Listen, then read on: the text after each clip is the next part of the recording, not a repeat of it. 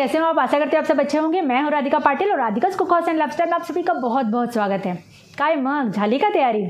आजकल ना मुझे जितने फ़ोन कॉल्स आ रहे हैं ना उसमें सबसे पहला प्रश्न यही रहता है कि झाली का तैयारी मीन्स तैयारी हो गई क्या बप्पा के आगमन की? और हो भी क्यों नहीं, हमारे लाड़के गणपति बप्पा जो आने वाले हैं, विघ्नों को हरने वाले, घर में सुख समृद्धि लाने वाले।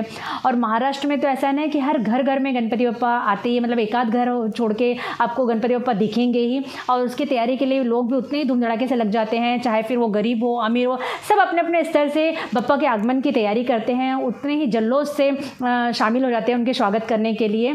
और बप्पा है भी इतने ज़्यादा सबके प्रिय।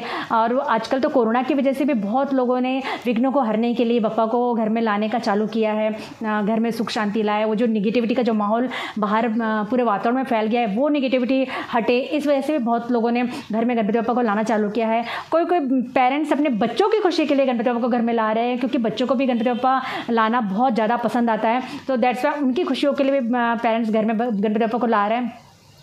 और इस तरह से मतलब चाहे वो फिर वो 1.5 दिन के लिए क्यों ना हो, 5 दिन हो, 7 दिन हो, या फिर 10 दिन के लिए ही क्यों ना हो, गणपति बप्पा के स्वागत की तैयारी करने के लिए हर कोई लगा पड़ा है।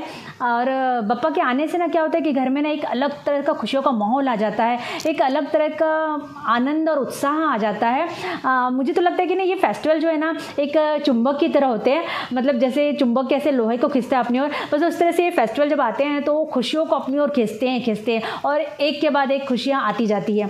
तो दैट्स वाई शायद यही कारण होगा कि पूर्वजों ने ये फेस्टिवल्स चालू किए हैं। निराशा भरे जो जीवन रहता है हमारे, उस निराशा को लंबा करके, उस आलस को लंबा करके जब फेस्टिवल आने वाले रहते हैं तो हम सब ऐसे तैयारियों में लग जाते हैं ना। तो ये शायद यही कारण होगा कि पूर्वजों ने ये सब चालू किया होगा।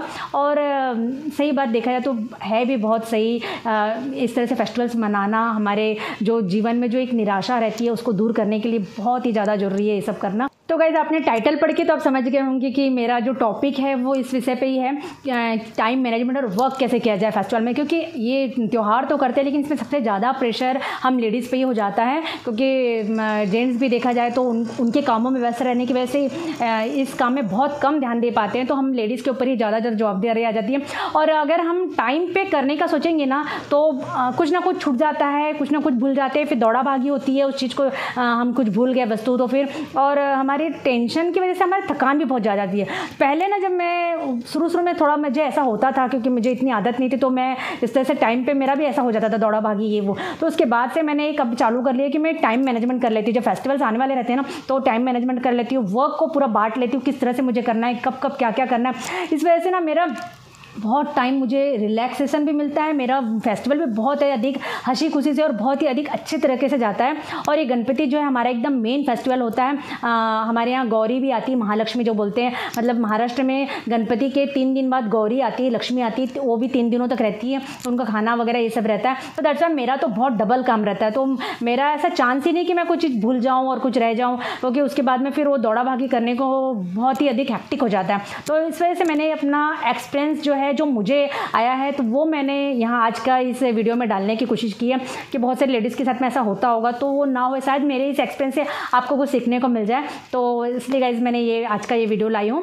तो देखिए सबसे पहले ना हम पहले टाइम मैनेजमेंट से स्टार्ट करते हैं कि मतलब कहाँ से स्टार्ट करें, काम क्या स्टार्ट करें। तो सबसे पहले तो आप लिस्ट बना लीजिए कि आपको क्या क्या करना है। तो सबसे पहला काम आ जाता है कि क्लीनिंग का। जब घर में बप्पा आने वाले रहते हैं तो घर क्लीनिंग तो चाहिए ही, क्योंकि भगवान भी उस घर में आते हैं जिस घर में स्वच्छता रहती है, साफ़ सुथरा घर रहेगा तो बोलते हैं ना लक्ष्मी आती है जितना रहती है, बस इस तरह से रहता है। तो भगवान को साफ़ सुथरा घर पसंद आता है। तो हमारा घर कितना भी साफ़ रहे लेकिन फिर भी एक हाथ हमें करना ही चाहिए कि एक लास्ट की जो सफाई रहती है भगवान के लिए वो कर लें। तो एक सबसे पहला काम सफाई का कर लीजिए। एक दिन आप सफाई को दे दीजिए, पूरा घर उसमें साफ़ कर लीजिए। आपका घर साफ़ ही रहेगा तो थोड़ा हल्का हाथ मार ले तो हो जाता है। सेकेंड लिस्ट, जब हम शॉपिंग को जाते हैं, सबसे दूसरा लिस्ट ये आ जाता है शॉपिंग का। शॉपिंग में आप एक लिस्ट बना लीजिए कि आपको क्या क्या लेना। हम क्या करते हैं ज़्यादातर, और लेडीज़ क्या करती है कि जैसे उनके घर में गणपति का आगमन होता है और उनके घर में अगर सत्यनारायण की पूजा भी है तो ये सब और विसर्जन, ये सब के जो सब पूजा का सामान रहता है वो एक साथ खरीदी कर लेती है।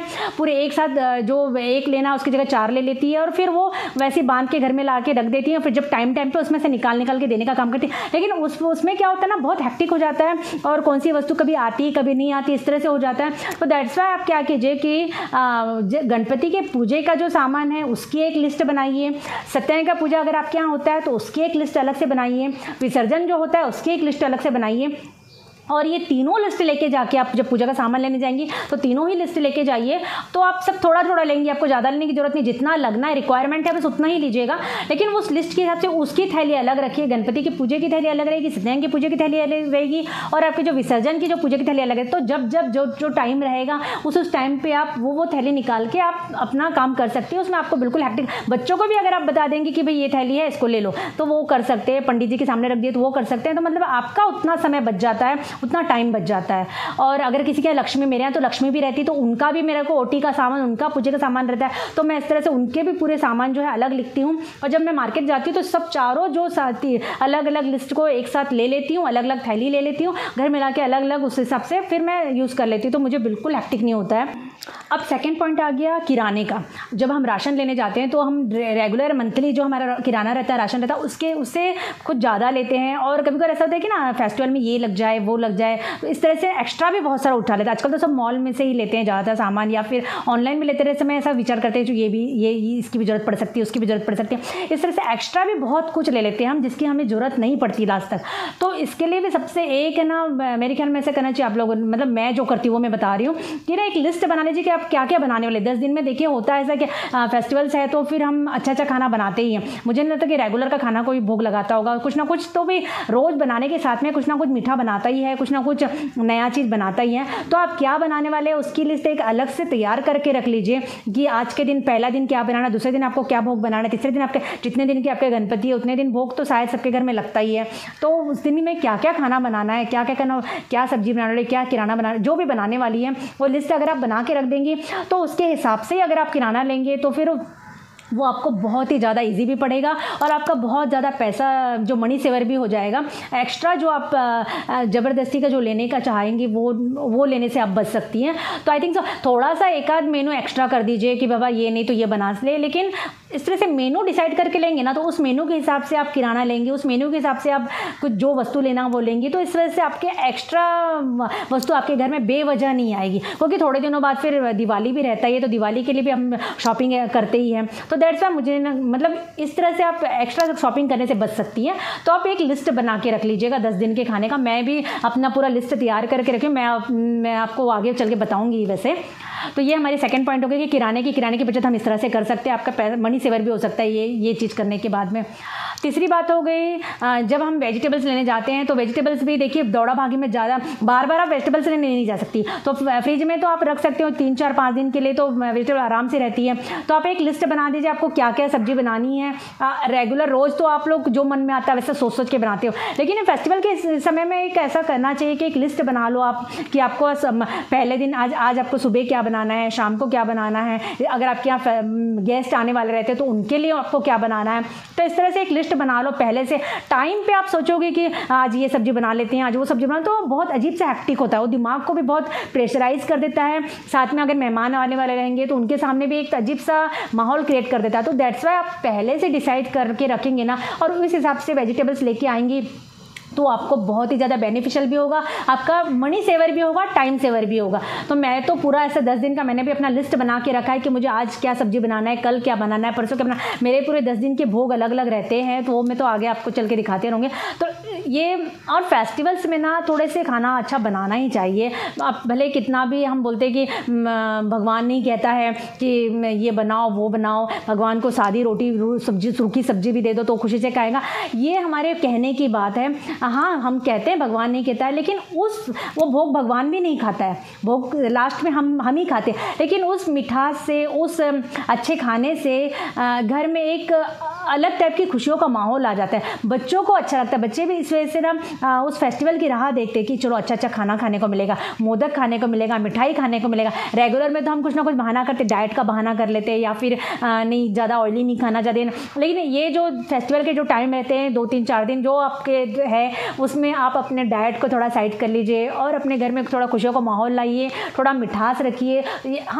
हमारे मिठास थोड़ा बनाने से या घर में थोड़ा अच्छा खाना बनाने से घर में सुखदा आती है, बोलते हैं समृद्धि आती है। वो एक रहता है कि करना चाहिए। जैसे हम कुछ अच्छा खाने का जब हमें मन होता है तो हम खाते ही है, होटल जाने का मन होता है हम जाते ही, क्योंकि हमारा मन कर रहा है। तो उस तरह से जब भगवान आते हैं तो उनको भी आप खिला के देखिए, अगर आप कर सकते खा सकते तो क्यों ना खिलाए। आजकल तो गरीब भी सोचते हैं कि अच्छा मीठा बनाए, फेस्टिवल आने वाला है, तो जो कर सकते हैं वो क्यों ना करें ना। तो करना ही, मेरे ख्याल में तो करना ही चाहिए। आप ये करके देखिए, आपके घर में खुद ही मतलब आपको सुख समृद्धि का आभास होगा। जब आप अच्छा अच्छा खाना बनाते हो, घर में बच्चे खुशी खुशी खाते हैं ना, और घर तो उस समय एक घर का माहौल ही एक अलग रहता है।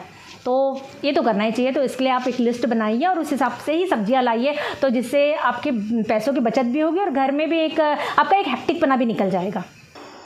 तो गाइस, इस तरह से आपकी थोड़ी सी तैयारी आपके टाइम पे होने वाले भागदौड़ से, टेंशन से आपको बचा सकती है और घर में एक खुशियों का माहौल ला सकती है। कि फेस्टिवल आते ही इसलिए है कि घर में एक खुशी आए, घर में एक समृद्धि का माहौल आए, खुशियों का माहौल आए। तो उसका जो जिम्मेदारी पूरी तरह से आप पे निर्भर रहती है। आप किस तरह से अपने घर में माहौल लाएंगी, वैसा घर में माहौल आता है। अगर आप टेंशन में रहेगी, चिड़चिड़ करेगी, घर में मतलब काम बहुत है, ये है वो है, इस तरह से खुश नहीं रहेगी, आपके चेहरे में खुशहाली नहीं रहेगी, मुस्कान नहीं रहेगी ना, तो वो फेस्टिवल बनाने में मज़ा भी नहीं आएगा, घर के लोग भी टेंशन में रहेंगे। तो फेस्टिवल है तो खुशी से मनाओ, चेहरे में हमेशा मुस्कान ला के रखो। भले आपको कितनी भी थकान लगे, लेकिन मुझे तो ऐसा है, मतलब कितनी भी थकान लग जाए कि सामने वालों को मालूम ना पड़े कि मैं थक गई हूँ। मेरा तो इस तरह से ही रहता है। और आप भी करके देखिए, आपको बहुत ज़्यादा आनंद आएगा, बहुत ज़्यादा अच्छा लगेगा। और भगवान का स्वागत जितना खुशी खुशी किया जाए ना, उतना ही भगवान अपना आशीर्वाद देते हैं, उतना ही भगवान हमारे विघ्नों को हरते हैं। और बप्पा तो है ही विघ्नहर्ता। तो इस साल थोड़ा सा चेंजेस अपने में करके देखिए। और आपको बता दूं कि मेरे तो ये वीडियो आपके पास जाएगा तब तक मेरे घर की पूरी क्लीनिंग हो चुकी है। और क्लीनिंग मैं खुद ही करती हूँ, मेड के वगैरह भरोसे मैं नहीं रहती हूँ। अब आप कहेंगे कि मेड करना चाहिए, तो देखिए मेरा कैसा है ना, मुझे ऐसा लगता है कि अपना टचअप, जो मेरा घर है तो मेरा हाथ का टचअप उस चीज़ को और ज़्यादा निखारेगा। एक दिन जो हम लोग एक्सरसाइज करते हैं वो ना करके उस दिन खाली काम कर लीजिए, देखिए आपका एक्सरसाइज अपने आप हो जाएगा। बहुत होता है कि हम एक्सरसाइज के लिए 1 घंटा निकालते हैं या कुछ टीवी पिक्चर देखने के लिए टाइम निकालते हैं, वो टाइम थोड़ा साइड करके आप ये अपने घर का काम कर लीजिए। उस दिन आपका खुद ब खुद एक्सरसाइज भी हो जाएगा और आपको एक सुकून सा मिलेगा। जब आप पूरा काम खत्म हो जाता है ना, उसके बाद में जब हम अपने घर को देखते हैं, साफ सुथरा सुंदर घर, इतनी अधिक सुकून मिलता है, इतना अधिक दिल को तसल्ली मिलता है ना, क्योंकि वो हमने अपने हाथों से किया रहता है, हमने अपने हाथों से अपने घर को निखारा रहता है, सजाया रहता है ना, तो उसकी खुशी बहुत अलग रहती है, जो मेड करने के बाद तो नहीं मिल सकती। आई थिंक सो, मुझे तो ऐसा लगता है। और मैं, अब आप बोलोगे आप कर सकती हो, तो ऐसा नहीं है, हर कोई कर सकता है। आप करेंगे तो आपको खुद महसूस होएगा, बिल्कुल थकान नहीं लगती, बिल्कुल ऐसा लगता नहीं है, एकदम एक अलग ही एनर्जी मिलती है। फेस्टिवल के आने के बाद तो मुझे नहीं लगता कि कुछ थकान होती है। हाँ, थोड़ी थकान होती है, लेकिन एक अलग आनंद का अनुभव होता है, एक अलग सुख का अनुभव होता है, जो आप करेंगे तो आपको अपने आप ही समझ में आ जाएगा। तो गाइस, इस साल आप ऐसा ज़रूर करके देखिएगा। और अभी मैं आपको ये बताने वाली कि मैं अभी इस तरह से ये अभी 10-12 दिन तो मैं ऐसे सीरीज़ लेके आ रही हूँ, जिसमें मैं अपने बप्पा की जो तैयारी कर रही हूँ ना, वो आपको दिखाने वाली हूँ। जो भी हमारे घर में तैयारी होने वाली है गणपति बप्पा की, तो वो रोज़ डेली व्लॉग ला रही हूँ मैं। तो उसमें आपको डेली का मेरा व्लॉग देखने को मिलेगा, मैं क्या क्या कर रही हूँ, हमारे घर में क्या क्या हो रहा है। और व्हाट्स इन माय थाली टुडे, ये एक सीरीज़ ला रही हूँ, जिसमें मैं अपने बप्पा को क्या क्या भोग बना के दिखाने वाली हूँ, वो डेली दूंगी। और साथ में उसके साथ में जो रेसिपी, अगर हो सके, मेरे को टाइम मिला तो मैं एक आध रेसिपी भी उसमें की बना के बताऊंगी आपको। और नहीं मिला तो खाली ओनली जो थाली जो मेरी बन रही है वो दिखाऊंगी, रेसिपी फिर बाद में होगा तो कंटिन्यू कर लूँगी। लेकिन डेली का व्लॉग मैं देने वाली हूँ बप्पा के विसर्जन तक, तो आप मेरे साथ बने रहिएगा। कुछ ना कुछ आपको मतलब इंटरटेनमेंट तो होएगा ही, साथ ही कुछ ना कुछ सीखने को भी मिलेगा। एक्चुअली ये वीडियो बनाना मेरे लिए बहुत ही हेक्टिक हो जाएगा, क्योंकि डेली जो इतना काम रहता है और उस काम के समय में वीडियो बनाना मतलब पॉसिबल नहीं है। लेकिन फिर भी मैंने ये राधिका कुकहाउस चालू किया है, तो मैं इसको अपनी जवाबदारी समझती हूँ, जिम्मेदारी समझती हूँ। तो दैट्स व्हाई मैंने सोचा है कि नहीं, मैं करूँगी, और कितना भी मुझे हेक्टिक हो जाए लेकिन मैं वीडियो बनाया करूँगी। और मुझे एडिटिंग भी मुझे खुद करना है, तो रात को ये डेली वीडियो रहेगा, तो मुझे डेली एडिटिंग भी साथ में करना ही पड़ेगा। तो लेट्स सी कैसे होता है, लेकिन कोशिश तो करूँगी कि मैं दूँ रोज़ के रोज़, मतलब आज का वीडियो आपको कल मिल ही जाएगा, इतना मैं कोशिश करूँगी। तो मेरे साथ बने रहिए गाइस। साथ हो सकता है मेरा एक्सपीरियंस थोड़ा आपके काम आ जाए। मुझे जो पहले तकलीफ़ हुई थी वो सब तकलीफ़ को निचोड़ के मैं ये एक्सपीरियंस अपना दे रही हूँ, तो शायद मे भी आपको कुछ ना कुछ मदद ज़रूर मिलेगा। और मेरे जो ये जो सीरीज़ है उसमें आपको ज़रूर पक्का एंटरटेनमेंट भी मिलेगा और कुछ ना कुछ सीखने को भी मिलेगा और बस एन्जॉय होएगा। तो थैंक यू आपका एक अनमोल टाइम देने के लिए और इस वीडियो को देखने के लिए बहुत बहुत धन्यवाद।